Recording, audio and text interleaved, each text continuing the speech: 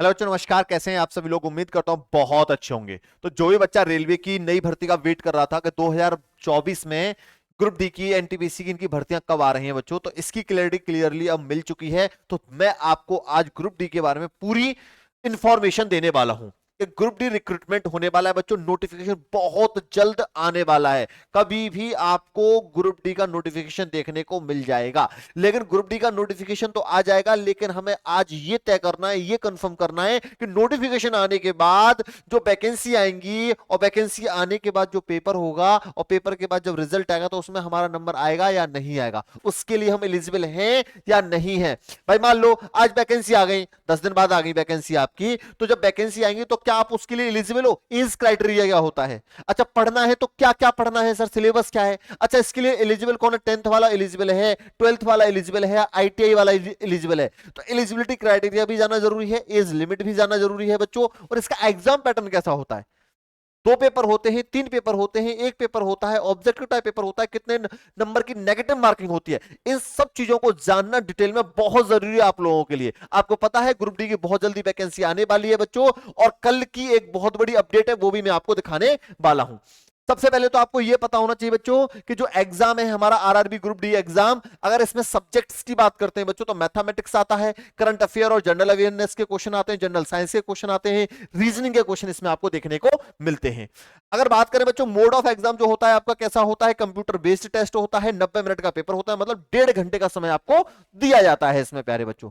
Number of questions कितने आते हैं? 100 क्वेश्चन आते हैं और प्रत्येक क्वेश्चन 1 मार्क का होता है। और इसमें नेगेटिव मार्किंग भी कितनी होती है? 1/3 की नेगेटिव मार्किंग इसके अंदर पाई जाती है बच्चों। ठीक है। अच्छा, अब सबसे मेन चीज होती है सर सिलेक्शन प्रोसेस क्या है। तो बेटा सबसे पहले आपका क्या पेपर होगा? कंप्यूटर बेस्ड सीपीटी फर्स्ट होगा, उसके बाद पीईटी होता है। पीईटी में क्या होता है सर, वो भी अभी आगे आगे आपको बताने वाला हूं। और उसके बाद क्या होगा बच्चों? आपका डॉक्यूमेंट वेरिफिकेशन और मेडिकल हो जाएगा और आप ग्रुप डी में सिलेक्ट हो जाओगे। चलिए आगे चलते हैं बच्चों। सबसे पहले तो मैं आपको ये पढ़ा बता देता हूं बच्चों, ये बहुत बड़ी अपडेट थी 28 जन की। क्या बोला है बच्चों? आप यहां से देख सकते हो बच्चों, अश्वनी जो वैष्णव साहब हैं उन्होंने कहा है कि we have completed the employment process for 1,50,000 employees immediately after we started the selection process for ALPs. There will be more employment opportunity in technical and non-technical popular category and also in group D.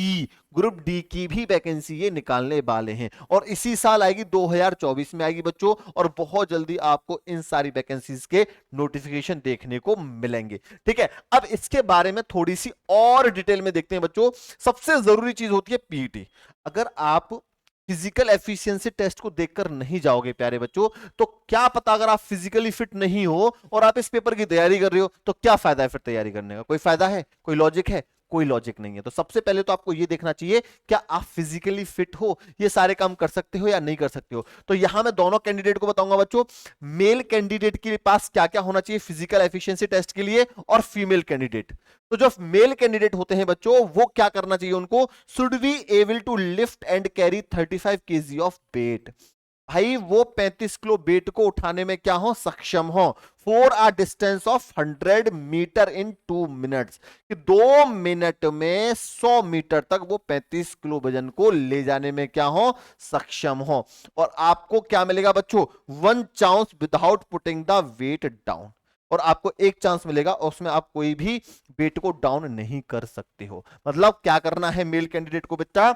Male candidate को करना है प्यारे बच्चों कि 2 minute में 100 metre तक, 2 minute में 100 metre तक 15 केजी वेट को लेके उन्हें जाना है। अब दूसरी बात करें बच्चों, should be able to run for a distance of 100 metre in 4 minutes. और 4 मिनट में उन्हें 100 मीटर की दौड़ क्या करनी है बच्चों? कंप्लीट करनी है। 4 मिनट एंड 15 सेकेंड। और ये भी उनको 1 चांस दिया जाएगा, सिर्फ 1 चांस मिलेगा कि आपको 4 मिनट 15 सेकेंड में 1000 मीटर की दौड़ क्या करनी है बच्चों? कंप्लीट करनी है। तो 1000 मीटर की दौड़ कितनी देर में करनी है? 4 मिनट 15 सेकेंड। और आपको 35 किलो वजन उठाना है बच्चों 100 मीटर तक, वो भी कितने समय में? 2 मिनट में। ये हो गया मेल कैंडिडेट के लिए पीईटी टेस्ट। अगर हम फीमेल कैंडिडेट की बात करें बच्चों, तो फीमेल कैंडिडेट के लिए पीईटी टेस्ट क्या होता है कि should be able to lift and carry 20 kg of weight. इन्हें 20 किलो उठाना है फीमेल को, और मेल को 35 kg।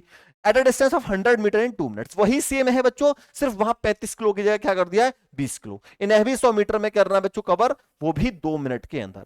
अगर रनिंग की बात करी जाए बच्चों लड़कियों की, तो यहां इनको भी 1000 मीटर रनिंग करनी है बच्चों, लेकिन इनका जो समय है वो 5 मिनट 40 सेकंड है। लड़कों को ये करना है 4 मिनट 15 सेकंड में, और गर्ल्स को करना है बच्चों 5 मिनट 40 सेकंड में। क्लियर हो गया? तो ये आप कर सकते हो, तो इसकी तैयारी करना स्टार्ट करो। वैसे तो आप सभी कर सकते हो जो इसके लिए एलिजिबल है। अब बात आती है सर क्वालिफिकेशन क्या होनी चाहिए। तो क्वालिफिकेशन के ऊपर भी बच्चों में अच्छे से चर्चा आपसे करने वाला हूं। पहले आपको यह पता होना चाहिए बच्चों कि इसमें कितने सेक्शन होते हैं, और जो क्वेश्चंस आते हैं वो कितने कितने क्वेश्चंस पूछे जाते हैं। तो अगर मैं यहां बात करूं बच्चों अर्थमेटिक एबिलिटी, मतलब मैथमेटिक्स की बात करें बच्चों, तो मैथमेटिक्स के आपको 25 क्वेश्चंस देखने को मिलेंगे। जनरल नॉलेज की बात करूं बच्चों, तो जनरल नॉलेज के आपको 20 क्वेश्चन देखने को मिलेंगे, जो जीके जीएस होता है आपका। जनरल साइंस का स्पेशल पोर्शन पूछा जाता है बच्चों, जिसमें 25 क्वेश्चन आपसे पूछे ही जाएंगे। और रीजनिंग के बेटा आपसे यहां कितने क्वेश्चन पूछे जाते हैं? 30 क्वेश्चन पूछे जाते हैं। तो बच्चों ये टोटल आपके क्वेश्चन आपसे पूछे जाएंगे। बात क्लियर हो गई? अब थोड़ा सा आगे चलते हैं बच्चों। आगे देखते हैं बच्चों जो इसकी एलिजिबिलिटी है वो क्या है, 10th पास होना चाहिए या ITI पास। 12th वाला भी इसमें एलिजिबल होता है भाई, 10th कर ली तो 12th वाला तो एलिजिबल इसमें ऑलरेडी हो ही जाएगा, या ITI पास बंदा होगा वो भी इसके लिए क्या है बच्चों, एलिजिबल है। इतनी एक्सपेक्टेड वैकेंसी थी, लेकिन अभी इसके ऊपर कुछ कह नहीं सकते बच्चों कि एक्सपेक्टेड वैकेंसी कितनी आएंगी। ठीक है, एज लिमिट जानना बहुत जरूरी है बच्चों। एज लिमिट की बात करेंगे तो वो 18 से 33 साल आपको यहां मांगा गया है। रिलैक्सेशन भी है रिजर्व कैटेगरी के लिए। ठीक है, जो भी आपके SC ST उनको 5 साल का मिलेगा, और OBC वालों को कितना मिलता है बच्चों, 3 साल का एज रिलैक्सेशन इसके अंदर आपको दिया जाता है। ठीक है भैया, सिलेक्शन प्रोसेस में आपको बता ही चुका हूं। पहले कंप्यूटर बेस्ड टेस्ट होगा, फिर आपका PET होगा, फिजिकल एफिशिएंसी टेस्ट, जो मेल और फीमेल का मैंने अभी बताया है बच्चों। फिर उसके बाद आपका डॉक्यूमेंट वेरिफिकेशन होगा, और लास्ट में आपका मेडिकल होगा। अच्छा, इसकी जो सैलरी होती है वो लेवल 4 की होती है बच्चों, 21,900 से लेके आप 69,100 तक इसकी सैलरी मिलने वाली है आपको। ठीक है भैया, तो ये भी अच्छी बात है। और वेबसाइट बच्चों आपको पता होनी चाहिए, ऑफिशियल वेबसाइट ये है, जब भी कोई नोटिफिकेशन आएगा तो इस वेबसाइट पर जाके आप देख सकते हो। मैंने दोबारा बता दिया है बच्चों कि जो ग्रुप डी एलिजिबिलिटी क्राइटेरिया है, सभी बच्चे ध्यान से देख लीजिए। To apply online for group D post under the Indian railways, an individual must have pass the class 10th और 12th exam from a recognised board and have ITI trade certificate. और उनके पास क्या होना चाहिए, और उनके पास ITI ट्रेड सर्टिफिकेट होना बहुत ज्यादा जरूरी है। और एज लिमिट कितनी होनी चाहिए बच्चों, 18 से 33 साल। तो ग्रुप डी का बेटा अब जो भी कंफ्यूजन था, इस वीडियो के बाद आपके सारे कंफ्यूजन दूर हो गए होंगे। इसके बाद भी आप किसी भी और वैकेंसी से रिलेटेड पूरी फुल इंफॉर्मेशन चाहते हो तो कमेंट बॉक्स में लिख दीजिएगा। ग्रुप डी की और भी कोई इंफॉर्मेशन चाहते हो तो कमेंट बॉक्स में लिख दीजिएगा, मैं कंप्लीट इंफॉर्मेशन आपको दे दूंगा बेटा। अब इसके बाद अगर आप तैयारी करना चाहते हो, आप प्रिपरेशन करना चाहते हो बेटा, तो मेरे पास एक बहुत अच्छा प्लान है।